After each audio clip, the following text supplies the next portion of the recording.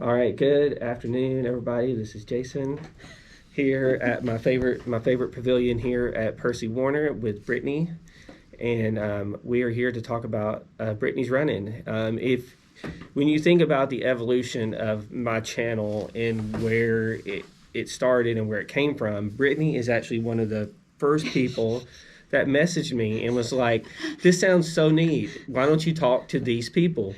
And so a lot of the people that you have seen me interview, she's responsible for. She's like, if you talk to this person, if you talk to that person, and so I always name drop her. At first I didn't, because I didn't want people to think that you were like, diming them out, and so like I just love people. Right. It's so like they're all so cool. and so and then finally somebody asked me, they're like, "So who was it?" And I was like, and so from there I just started name dropping you. So, but what's really cool is she's done some neat stuff here recently, and she has a pretty cool running story herself. Links to David Horton and whatnot, so we'll kind of get things started. So tell us a little bit about yourself. Are you from around here? Are you not from around here? Where are you from? I am from Youngstown, Ohio, which is in the northeast corner near Cleveland in Pittsburgh, and I moved here in 2011. Okay, excellent. So you came down here. Now, when you were up there, how long have you been running? Were you running like up there, or did you start down here, or what did that look like? I started running in college. My last semester is when I met Dr. Horton and took his running class. And where was that again? At Liberty University. Liberty. In Virginia, Lynchburg, Virginia. Okay. And what was the class that he taught? He taught a running class. So it was like, we had to take a sport, and I hated running, but somebody told me if I don't take that class, I would miss the best class of Liberty. I got you. So what was that like? So we would go to class, and he taught us the proper running stance and about shoes, and we would do some homework, but most of it was running. So we'd have to log our runs. The homework consisted of like looking up a product and writing about it. I got you. I didn't even know there was a proper running stance. Yeah, he'd have us like run in a circle, and he'd watch us, and he told us, a big thing was holding a feather in your hand. Some people say a chip, like don't crunch the chip, but don't ball your fists up. But just like keep them really light, and and he just kind of watched us run and tell us things, which I honestly don't remember except the feathers. Oh my and goodness. Fleet Feet does a running class, or whatever, a running thing. Right, yeah. I know a lot of the people that I've interviewed has went through the Fleet Feet program. Yeah. Like I know Stacy did, and I can't remember who else it was. There was several people that went through. Yeah, everyone was a dirtbag. Yes, yeah, absolutely. So I was at Liberty. So when you came down to here, what kind? So like, I guess let me back up. So running wise, let's talk about that. Did you start out like with just like the shorter distances and move up like everybody else does, or did you do like what some of the more crazier people do, where they just go from like nothing to like a 50K? So maybe, I don't know, I did both a little. When I took Dr. Horton's class, he had us run a 10K. That was part of our class. And then our final was running a 5-mile on the trail, or not the trail. We always run trails on the track. I got you. Which was awful, because we would just loop over and over, and someone would count our loops, and I was just like running. I hate you, Dr. Horton. That sounds miserable. At that point, I really wasn't a runner. It was just kind of a class I had to take, and I did enjoy it, but that was hard to run 5 miles on a track. So it is. I think there's actually a race that Steve Durbin puts on it's nothing but loops. It's Ruts. Yes, ruts. All you do is you just run around the track for like Yeah. 12 hours. Terrible. So his class was interesting because he didn't really make sure that we ran too much, so I kind of cheated a little bit. He would be like, okay, if you did some kind of activity, then you can count that as exercise, but we really were supposed to be running. I gotcha. So I would go play basketball, and then I'd say, oh, that was 5 miles, and I'd log it down. So when we got to that 5 mile on the track, I suffered a little bit. That's going to be similar to what my Flying Monkey Marathon is going to look like next week, where Yes. I think I've ran like 5 miles a week. And that's a hard one. That is Woo! a hard one. So you did that, and so from there, were you kind of hooked at that point, or? No, but I did enjoy the running. I loved the trails because I like being in the woods, Mhm. and I liked that part of running was interesting to me, just to be in the woods, Mhm. to be out on the road where it smells and it's loud and you're so exposed. I didn't like that, so I did Gotcha. start to find the love of being on the trails. Mhm. So you got, so from there you did your 5 mile, and so what actually got you full blown into like running like races and to where you are now? Well, so I continued to run a bit, and I would do like a half marathon, and one particular race at this time I was living in Korea, I did on the trail, and it was barefoot. Oh my gosh. And well, I didn't really think about it because my friend said, do you want to go do this? And there it was kind of hard for me to find races because a lot of it was in Korean, and so whatever somebody else was doing, I would do. I'm like, okay, I'll do that, and that's what she was doing. So that's how I ended up there and barefoot. And What was the purpose of running it barefoot?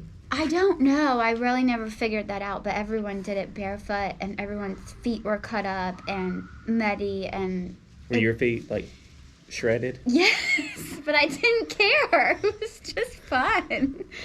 Sounds awful. And then when you finished, they gave you this whole bottle of soju, and you're like, yes, thank you.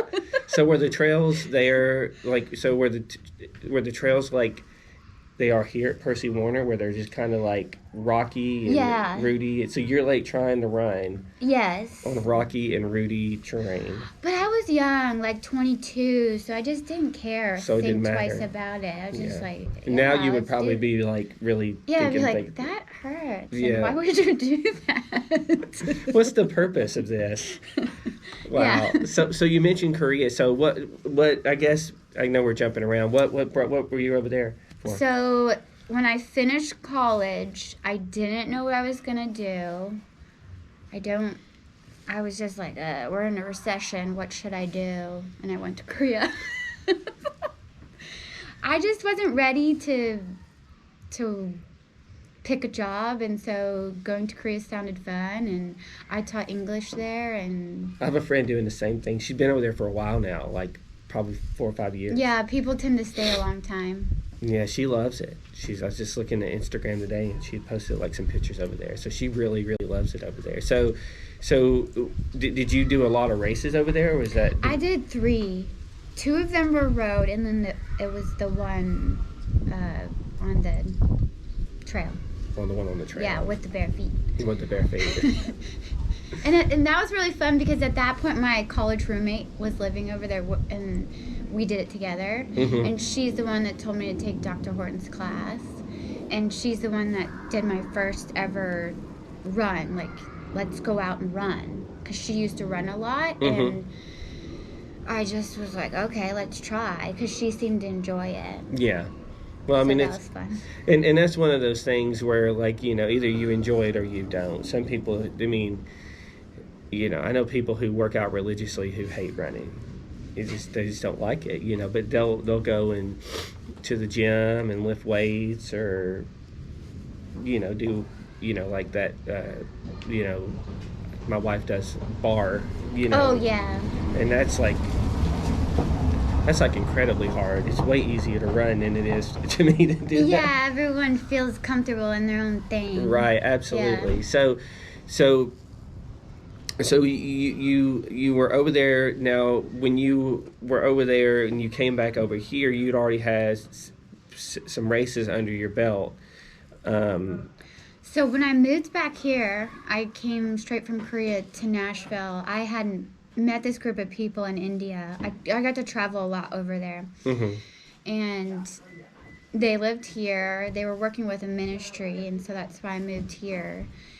Once I got involved with that ministry, we were so busy that running didn't happen, and running almost was spoken about in that ministry like it was selfish. Mm-hmm. So I had a lot of time where I was like, oh, maybe I shouldn't do that anymore because it's a lot of time on my own. And anyways, as soon as I wasn't at that ministry, it was like a week later, I saw an ad in the Nashville scene that Fleet Feet was doing a run. Mm-hmm. And I think it was on New Year's Day. Mm-hmm. Or it was around that time because it was dark. It was dark outside. I remember my first run out here was in the dark, and I didn't know what the trails looked like, but I was like, I'm going running. No one's going to stop me. And then I never stopped. So there was about 3 years where I stopped running. So there's, yeah. So when you got in, so is that when you got kind of involved with the local folks here? Is when you did that Fleet Feet run? I remember we were meeting here at Deep Wells, and that's the day I met Malcolm. Mm-hmm. And I couldn't see what he looked like because it was dark, and I remembered his voice because he's from South Africa. And he became a really big part of my early running years, where he would meet with a group and I'd go out with them and run. And so he got me back into running and finding that group of people that I like to be with. And So did you start running with the dirt bags? I was with the dirt bags, but also because I met Malcolm and he'd run out here. Yeah, I'd run with both of them. Both of those folks. So what was your first local race here? Oh, I did. So I trained for Dances with Dirt, the one in Indiana, Nashville. What is that called? The one in where's it at now? In Nashville, Indiana. Nashville. I don't know. So that was your first. It was a half. Uh-huh. I know it, but I don't know it right now. It's what Dances with Dirt. What's it called?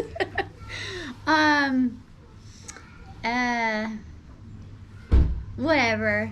It was a half. I got you. And Fleet Feet was trained for the 50K and the half. And 50K sounded crazy. Just crazy. I didn't understand, even people running 20 miles. I didn't get it. Right. How could you do that? So, did the half. And then the next time I trained with Fleet Feet, I did the 50K. You did the 50K.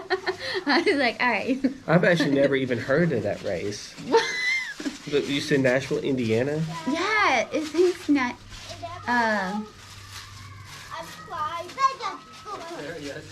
Never. Don't make me remember it because I'm not going to. That's too funny. So from there, what were you what were you working on? You said you did the 50K. Did you go from the half to the 50K? Yeah, I did. Half to 50K. So you never did a marathon in between? I didn't. I don't feel like with trails, we don't really have a marathon. The marathon to us is the 50K.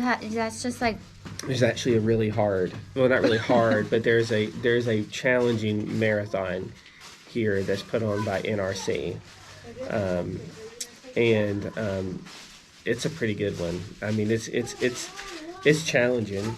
Yeah. And it's held in the cold weather. Oh, I believe it. Yeah, that doesn't sound like anything I want to do. I just felt like if the 50K was achievable, then I just wanted to go for that. Right. So why mess with a marathon when you could do? Yeah, it just seems so close. Yeah. I think that I never ran a 100K before my 100-miler. I gotcha. Let's just move on. Right, because it's in between the 50 and the 100 distance. Yeah. So you did the 50K. When did you so from there, from a local standpoint, I know you've done.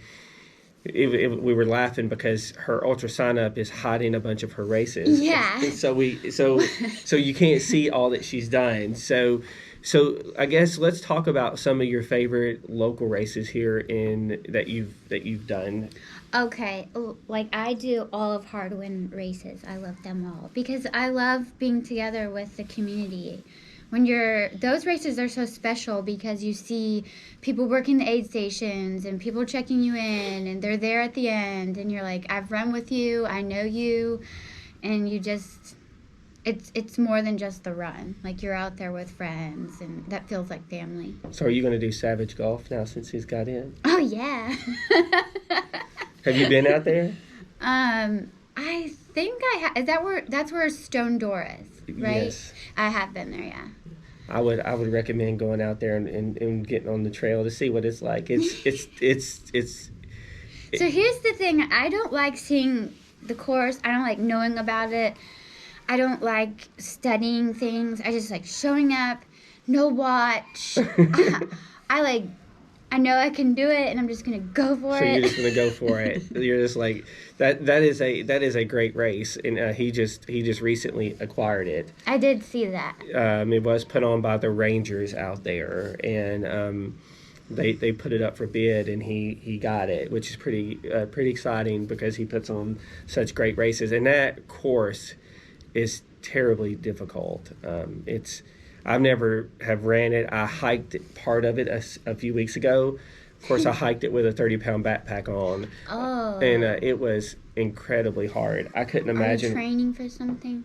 Me and a friend are going to do like a section of the Appalachian Trail next year. Oh, good. Yeah. So it was like super hard. And I remember making a comment while we were hiking. I cannot imagine like trying to navigate these rocks at like a fast speed because they're like huge and like trying to. It's yeah, that sounds like a hard-win race. Yes. Yeah. So like, so can't run. I'm gonna jump over all these rocks. So out of the ones that he has now, like which ones? Which one is like, kind of your favorite one? Natchez is really special to me. That was my first marathon distance because he does marathon there, and then that was my first 50-miler. Really? Which was so special. I've never done Natchez. I did. I've done Black Toe. Yeah. Which is very, very challenging. Yeah. Because it always has just horrible weather. Yes, and that's why I told myself I will never do that because I hate the cold. But I did do it this last year. The year that I did it, I was on a relay team, and I was the first runner on my relay team, and so I went out, and of course it wasn't raining. I got to run twice, and then my team dropped out, and it had just started raining, and a guy was like, will you please walk it with me? I don't want to run it, just walk it with me. I was like, okay, how bad can this be? And it was pouring down rain, and I slid down. It was like storming, right? Yes, it was really that bad. Year? Okay. It was that year, yes. And I literally slid down. I think it took us 2 hours to do 5 miles. Okay. It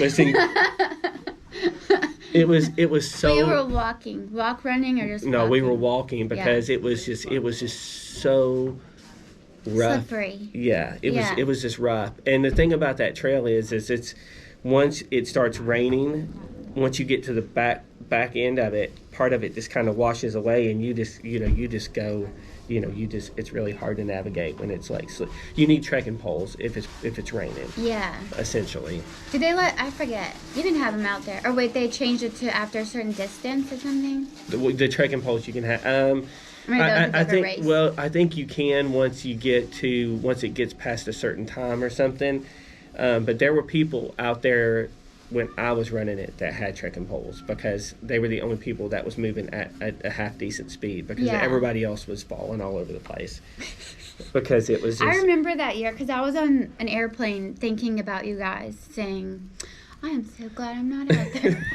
That was one of the first. That was actually my third ever trail race. Was that one, and it broke me pretty bad. Yeah. Like, just like it broke me in pretty bad because like I just did not expect it to be like that. Those first runs that are raining like that and storming, it can scar you.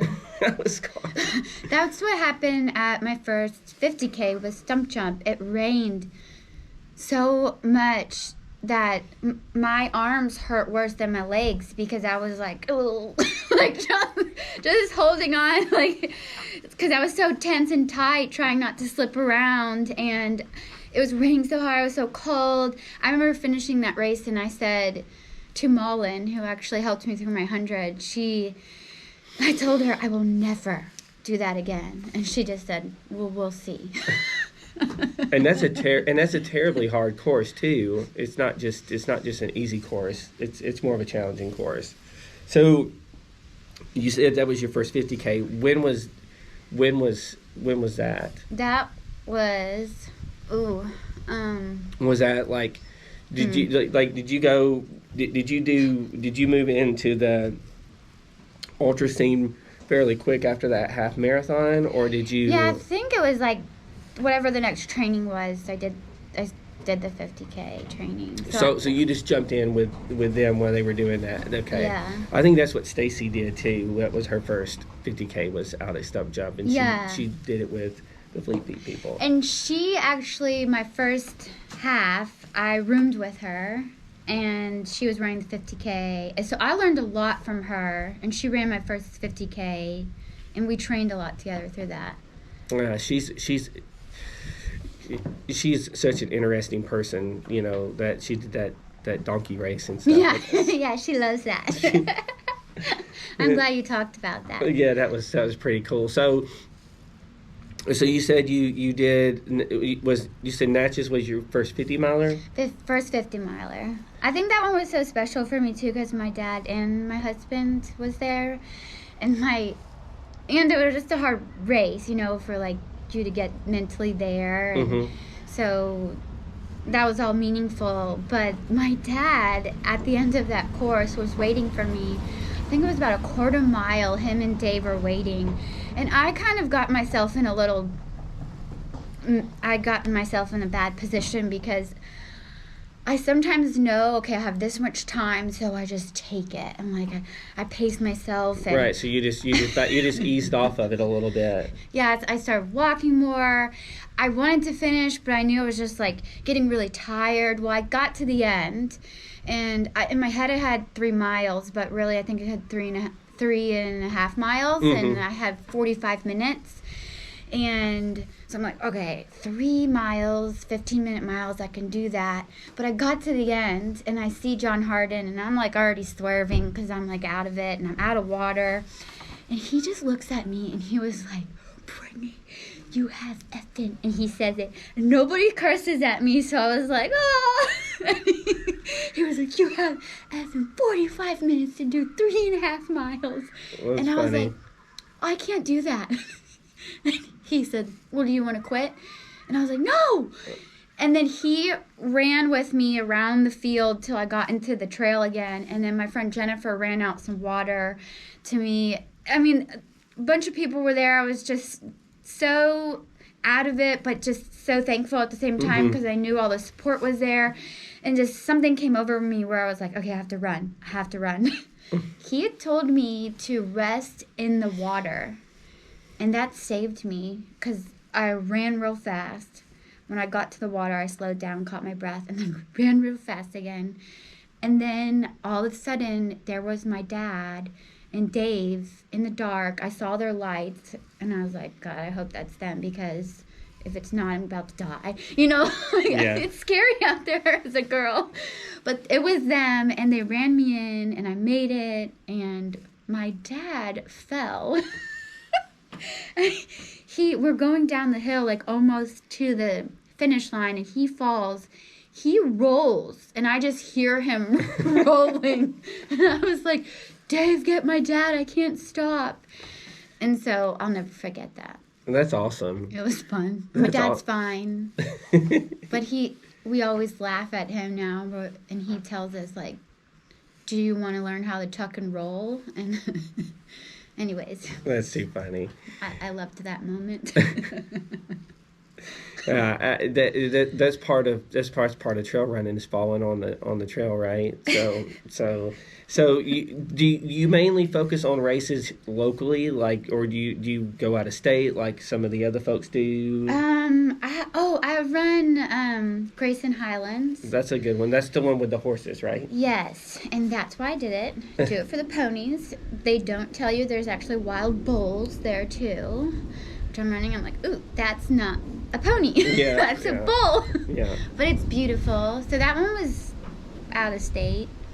I just do races based on, if it looks fun, if my friends will come with me, and if it's a good time of year. Right. Yeah.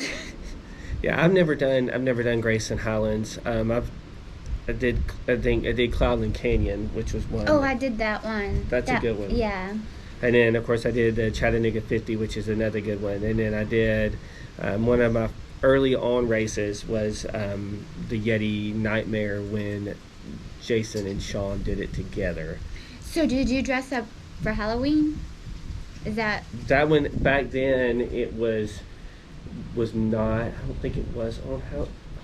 I think it was. Okay, it's not that one. Yeah, they changed it. So things changed. So Okay. when Sean had all the stuff going on with him, with all the allegations and whatnot, and he got in trouble. Yeah, him and Ryan split up from the podcast, and I think him and Jason aren't really. I don't think they're really. Don't bring that all up on my podcast whatever YouTube here. But this is part of what we're talking about. But because of that, the Yeti Nightmare, Sean took it on by himself, and so Jason isn't doing it anymore. Yeah, I like all of his races. His lifestyle, I don't get it. That's but right. I like all his races. But and he does have very, very good races. Cloudland Canyon was a beautiful course, and then the Chattanooga 50 was fantastic because you start at Cloudland Canyon and you run from Cloudland Canyon all the way to downtown Chattanooga. Okay. And it was the only year he ever did that, so I got to do it the only year, and he stopped doing it the year that I did it. Oh. Because there was like some permitting issues and whatnot. But anyway, yeah. So yeah, Grayson Highland is gorgeous out there. And I also, after I finished Stump Jump and said I'd never do that again, I ended up doing my next 50K at home. And that kind of got me like, okay, I think I'm ready to do this again. I forgot about that.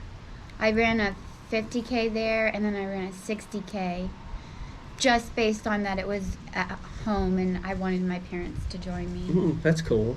And then, yeah. That's so I guess one of the things that I thought was really funny about your running was your picture of you at BFC with Laz, because you had this really animated look, and so you got to run BFC. Now, were you always going to run it, or were you one of those people that got in they emailed you like the day before and was like, show up? Well, okay, so Laz, he will respond to you on Facebook. So I got into Javelina, and then I was like, oh crap, because I was like 250 on the list at Javelina, and I just threw my name on there because I said, okay, if I get in, I'll run it. And then I got in, and I was like, I guess I gotta do it. Right. So I was excited, but also like, it's that excited nervous, Right. which I think is a good thing. But when that happened, it was 2 weeks out from Barkley. I had been running, I had been, preparing a bit, and then since I knew Barkley was coming, I was like, okay, I gotta run this if I'm gonna run 100. Absolutely. So I messaged him. That's what I said, can I get in? He said, well, I don't see your name on the list. He doesn't talk like that, but Yeah. he said, I don't see your name. And then so I think it was a few days later where I was like, okay, I'll put my name on there. I messaged him. I said, my name's on there. Because they were just running through the wait list. Yeah, they were like trying to find people. Right, because of COVID and whatnot. But all the bunch of international people and travelers couldn't come in and stuff. And so it was clearing off the list and whatnot. So. And the week before Barkley, someone said, did you do the challenge run? And I was like, what's that? And so Jeff Deaton, he was going out there. I was like, I need to go out there. We need to run. So we ran that, and then we did the Barkley. And that was really helpful. I don't typically like to see courses, like I said, but everything we ran out there was not on the course. Well, and in some scenarios, it's good to know what's ahead of you. I just wanted the elevation and the climbing, and I knew I'd get it. And I guess one of the things we skipped on was, like, where do you train at? Do you like? I know Liberty has her little trail hill thing that she runs around. So what do you do? Well, I love Percy Warner and Smith Park. And I started to do the Capitol Steps workout, which is with James Crumlin, and he trains a lot of like triathletes and what are those people called that do like crazy long distance? You're talking about the ones that do like the 200 milers? Yeah, it's like a triathlon, but it's the Ironman? Yeah, Ironman. Yes. He does a lot of Ironmans. His workouts are really helpful to me. Because you could just push yourself, or if you need a down week, you can just back off. Mm-hmm. But for that training was good because it was a little different than just running. We would do hills, and then he does a lot of lunges. Oh, I see. And I wouldn't normally do that on my own, but when you're doing it with 100 people, you're like, okay, this is good. And it's all free. You just go, show up, and he tells you what to do. And you just do it. Yeah, you just do it. So I felt pretty prepared for Barkley and my 100. And of course then with training too, I ask all my friends, like, should I do this, should I do that? Yeah. And they give me advice. so when you got into the Barkley Fall Classic, so what was your, like, you got out there, and I know that people are like, they think they're ready for it, but like, I mean, I knew I wasn't ready, but I knew I just So what was the time. So what was what was going through your mind about a quarter of the way through this thing, where you're just like, where it just seems like it's just like, okay, I only had like one thought in the beginning, is when I was at the race right before we were about to start, and I looked around and I was just like, what am I doing? And I was like, I don't belong here. Like, it just felt like that. Like, I wasn't one of these strong people. But when I got out on the course, I just was like, okay, give it all you got, and that's what you have. And I would be happy with that. And then when I was out there, I felt so happy. Like, to be able to do that and to see what I saw, I felt like it was an honor, and that made me I loved that race so much. Well, and it's almost like you're like on a journey to some extent, right? Because you're going through all these, I guess you could call them obstacles, right? I mean, different parts of it where it's, and I know that it rained, so it was really wet. Did it rain?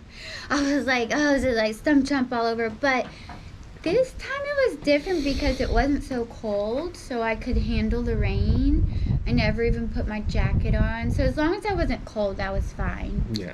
But the mud was just amazing. The mud is what makes it hard. Like I said, that was what made, like I was talking about with Black Toe, there were some sections that was just nothing but mud. Yeah. And I mean, you were just like, holy cow. I was so scared at some points. I was like, okay, let me just say this first. When you get to Barkley, they give you a map. Barkley Fall Classic, I should say that for people who are listening. Right. They give you a map, and then you learn, okay, this is the course. And the guy says, go study it. then come back and we'll talk about it because it's wrong. And I'm like, of course it's wrong. Like, every little thing there, they're trying to mess with your head. Even with our bibs, they will punch in the bottom of the bib. There's a lot of cutoffs, and they'll punch in there, and it'll say, fail, BFC, like, as you're getting to each place. Okay, but you go out on this course, and for me, the most beautiful part of it was when I saw Ratjaw, because I've seen the top of it, but I've never seen it from the bottom. And when I saw it, it was like pouring rain. I had already run like, I don't know how much I'm supposed to say, but we ran a lot of climbing, and then now we're at Ratjaw, and we're about to climb some more. And I just was like, felt like a little crazy, like, right. Mental almost, where I was like, but happy at the same time.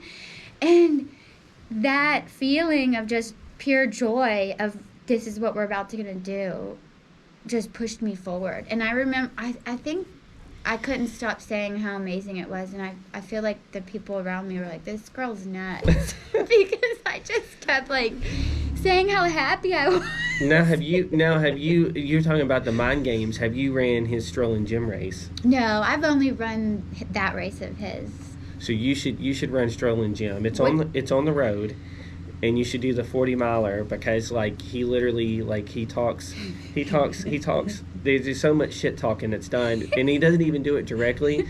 Like, there's like parts of the course where it's like painted on the road. My mom would run this hill, and this is not a hill. Like, I mean, but it is a. You're like, and this feels like a hill. Yeah, and it's terribly challenging, but it's very rewarding once you finish it. Which, that sounds terrible to run 40 miles on a road. But but it's one of those things where, you know, I was told when I first got into ultra running that everybody needs to at least run it once. Yeah. Just to get the whole atmosphere of what it is, because it's one of the oldest ultra races in the United States. Oh, okay. Yeah. So it's like super old. It's been around for a long time, and it's got a lot of prestige, a lot of old school throwback ultra runners show up just for it. Yeah, I saw the guy who won last year, was it? He beat the record. Zach Bevan. Yeah, and then the guy who had the record, like, gave him the medal or whatever he got at the end. Yeah, it was Andy Jones was the one who had the record before. Not Andy Jones Wilkins, but just Andy Jones. Okay. Yeah, it's confusing. Yeah. Yeah, so yeah, Andy Jones was the one who had the record before, but yeah, it's a really cool race to do. It's in May. I saw that kid who ran out at Yamacraw.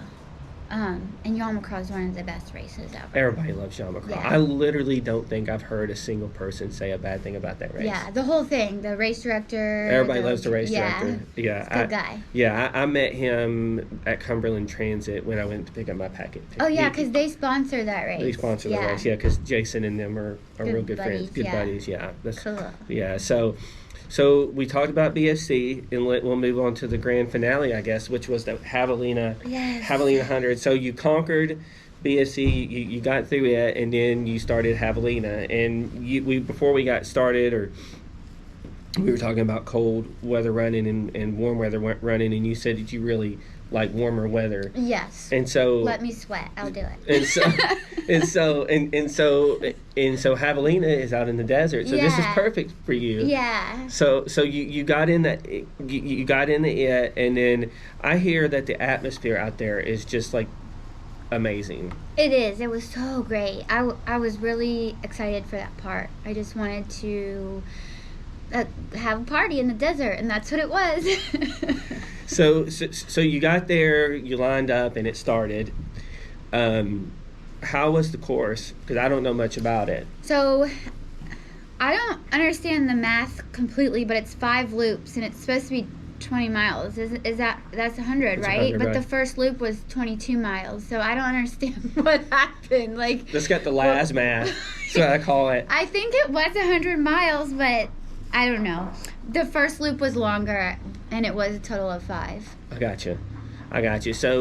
So watching, you know, the videos that you posted after the fact, it seemed like for the most part you did pretty good. I mean, how did kind of break it down a little bit? Was how hot was it? First off, it was pretty hot, but again, I liked it.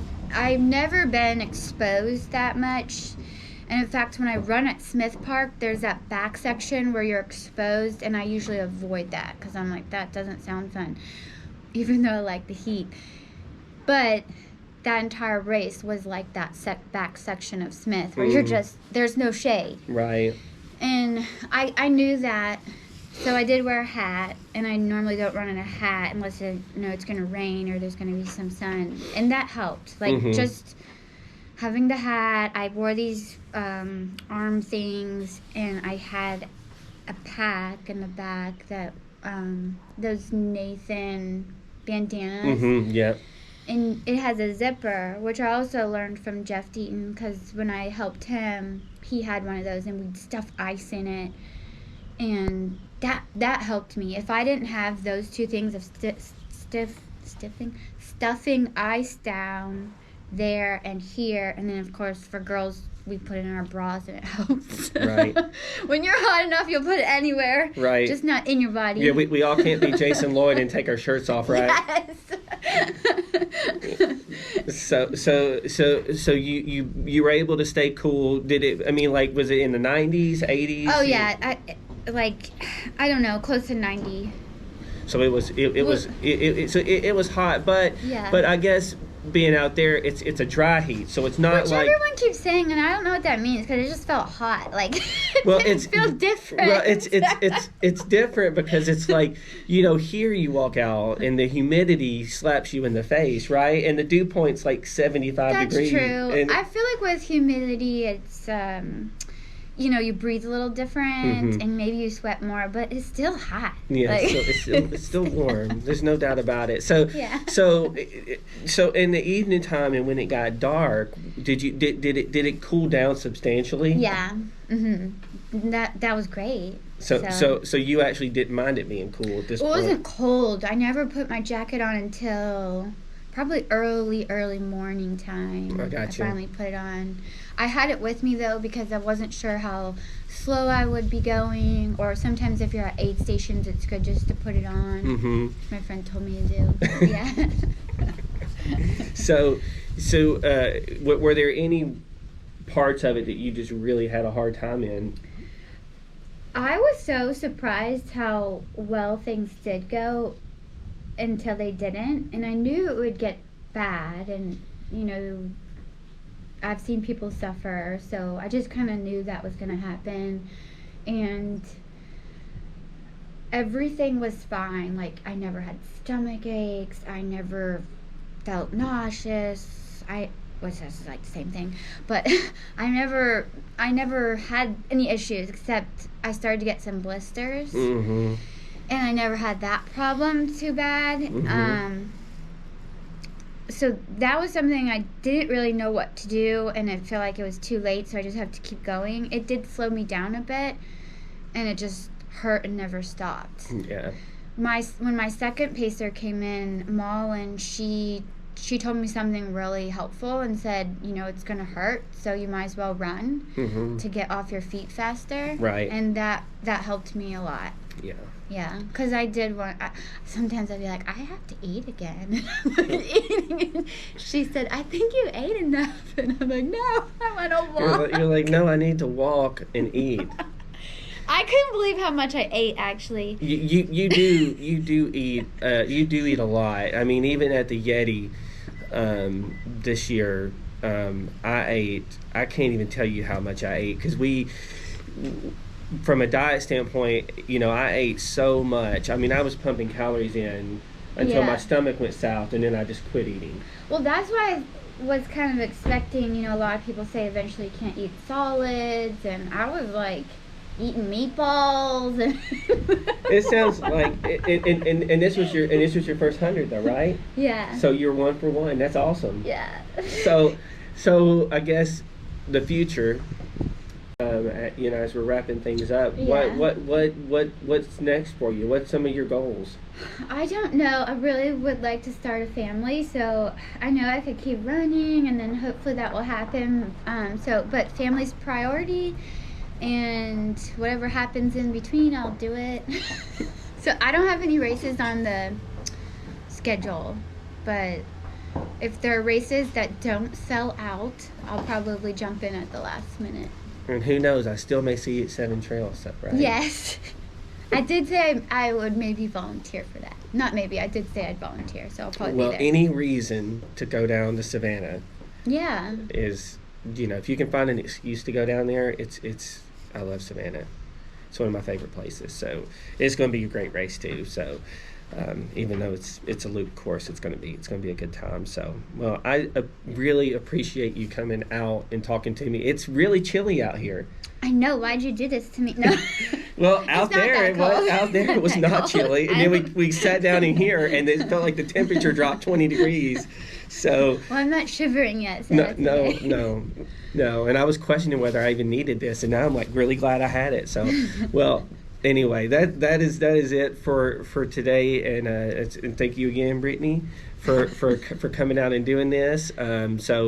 I'll get you some more people to interview. Yeah, she's gonna line me up some more. I need to hire her. So, anyway, that is it for now. As always, if you haven't given my channel a subscribe so you don't miss anything, and then of course, give the videos a like as well. That helps out, and that's it. And I will see you on the trail. Thank you again.